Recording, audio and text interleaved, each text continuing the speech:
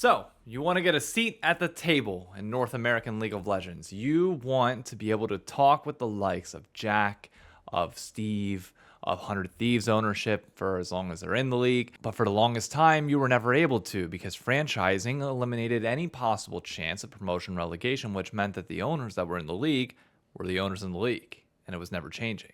But now, promotion relegation is back, which means anybody, you, me, Joe Schmo around the corner, Timmy Two Thumbs that barely knows about League of Legends, can now get a team in North America and earn their way up through the ranks and get in to the LTA.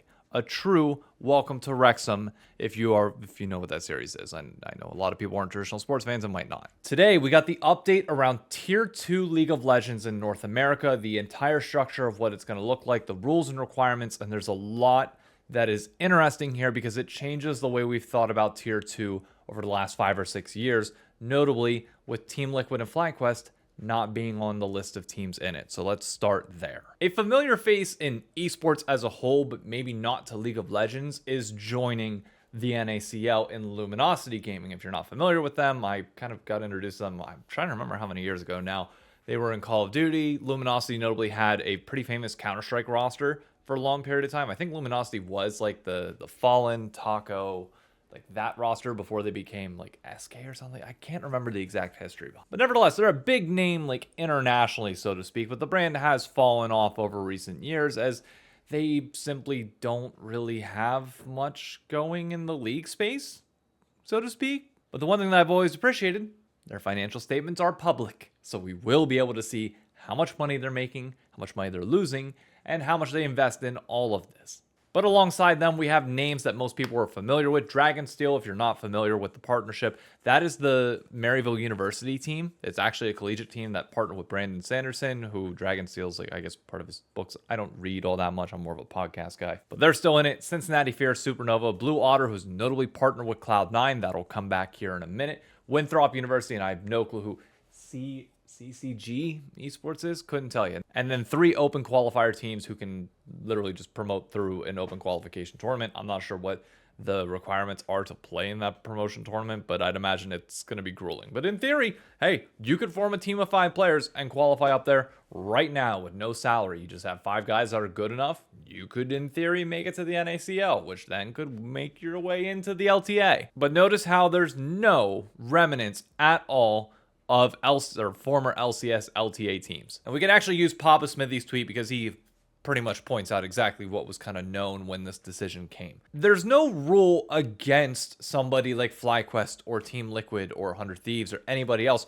having a team in the NACL. You absolutely can, and by all means, that can be of benefit to the teams. Remember, APA subbed in for Harry back in 2023, which allowed Team Liquid to overcome some of the hurdles that they had and eventually go all the way to Worlds. It's not like Academy teams weren't relevant, but the problem is now with promotion relegation in place, you can't have a system where LTA teams can just all have partner teams promote up and then sell it. Like that's a problem, especially given that you have to do promotion relegation. You don't know what the value, like it becomes a mess. So Riot, in my opinion, took the good step of saying, no, none of those teams would be allowed in. You can win summer, but you're still not going to qualify for the promotion relegation at the end of the year.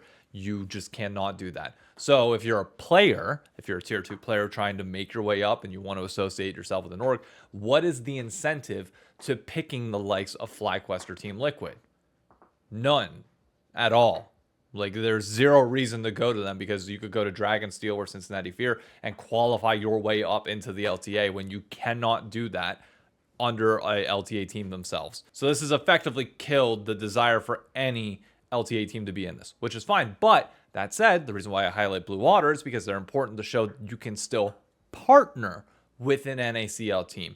You can provide resources to, if you're, say you're a FlyQuest, say you're Papa Smithy. There's 2 different angles that you could take here, okay?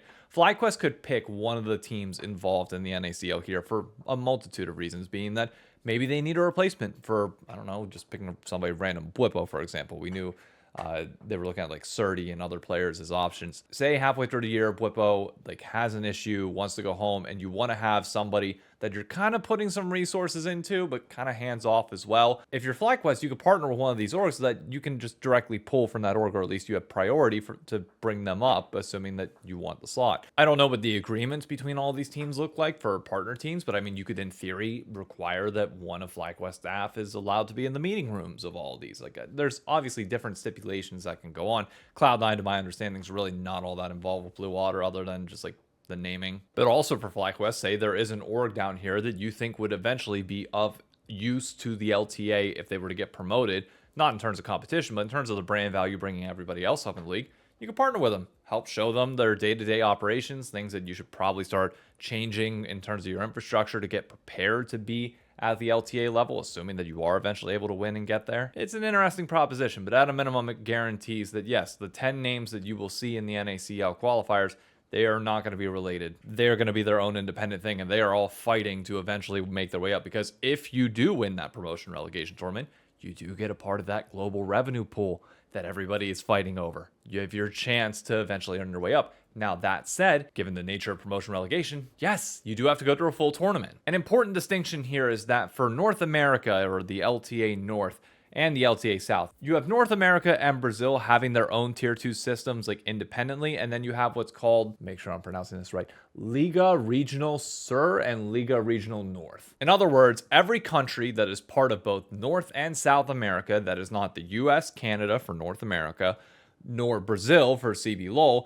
gets split up into one of two, either the North or the South. For the North, you have Mexico, Central America, Colombia, as well as it looks like all of the Caribbean countries. And then the South, you have Chile, Peru, Argentina, and literally every other country in South America that's not included in the North. So everybody but Colombia. In order to qualify for promotion relegation and stand a chance of dethroning what is currently Disguised Toast in that promotion spot, you have to finish top 2 in the NACL or the Liga Nacional Norte or South if you're in the South. Basically, the top 2 teams from each of those. And basically, you'll have 5 teams competing. So the 1 seeds for both the NACL and the Liga Norte or South if you're in the South will play against each other and get a first round bye. The 2 seeds will face off against each other and then have to play Disguised. And then it's a double elimination bracket with the winner getting promoted. This will, funnily enough, take place in October. So there's a very unique situation that could happen here.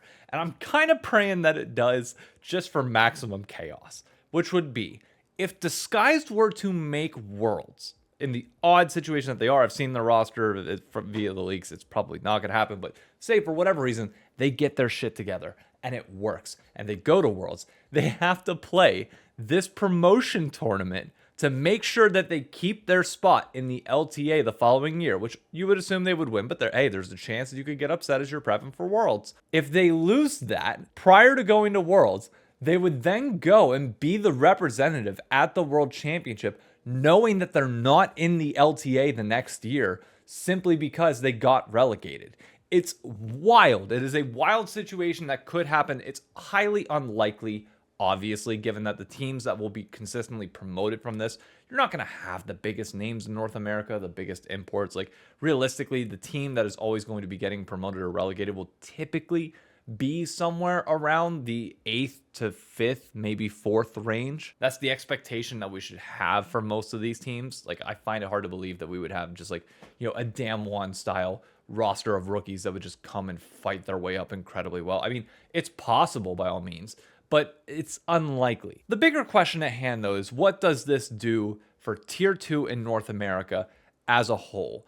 Does this lead to a positive future for North America? To which I would say, yes, absolutely. But I'm also viewing that from a biased lens. If you wanted to get a seat at the table, like realistically, even like a content creator as small as me could in theory partner with one of these teams, or even try to scrounge up the right people and right assets around us to try and make a team and qualify through. If you're one of these people who has been burned by LTA teams in terms of your fandom and loyalty there, do you want to try and start your own thing? Or do you just latch on to a different team in the LTA that has established branding and everything else? It's a really tough question. I think you're also heavily likely to see a lot of content creators eventually try and toss their hand in this.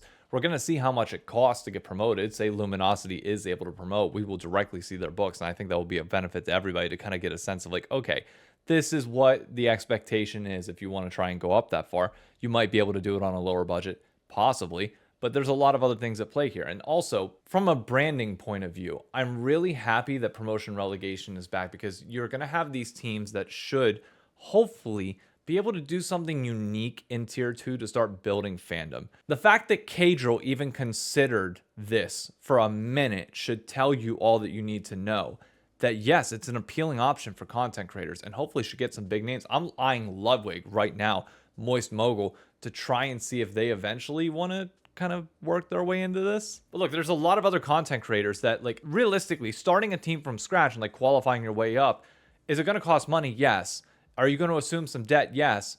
But if you can build a brand and build something sustainable that eventually becomes break even, then it's a free source of content for you in addition to just being a standalone break even business. It doesn't have to make a ton of money, and by nature of it being constant promotion relegation, it's not like these slots are really going to be valued for all that much or be sold. The people that get these slots should just be a group of passionate people. And that's not saying that every team that gets promoted is going to catch on in terms of fandom, nor have the most amount of fans. There are going to be some teams that people like, some teams that people don't. But if somebody does it right, you can eventually find a diamond in the rough, or find the right culmination of people that can come up and lead to a new fandom that could eventually challenge the likes of C9 and TL and everybody else by trying a different and unique formula. I've always said, if I could, like if I had unlimited money, or if I had a small loan of $1 million, what I would do is I would invest into a New York City team specifically. We'd play all of our matches for the LTA North and the NACL out of OSNYC and out of Brookland. Play in front of people, have Q&As with everybody else afterwards, do our review sessions in public, similar to what Cadril and Dom are doing, but not online, in person.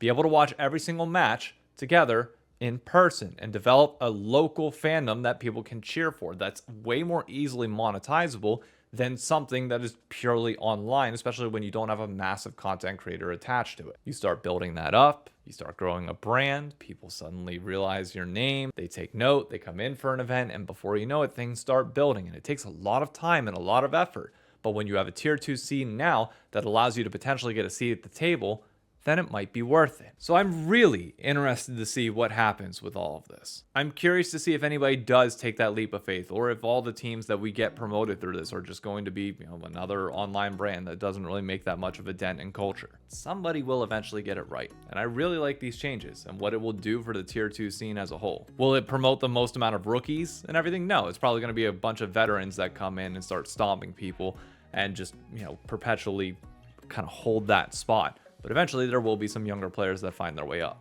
Just from a business point of view, I care about that way more than the players that will typically be there. If you can build a brand around veterans, you build a brand around veterans. But if you can build a brand around rookies, that works as well. Either way, it's going to be fun to watch.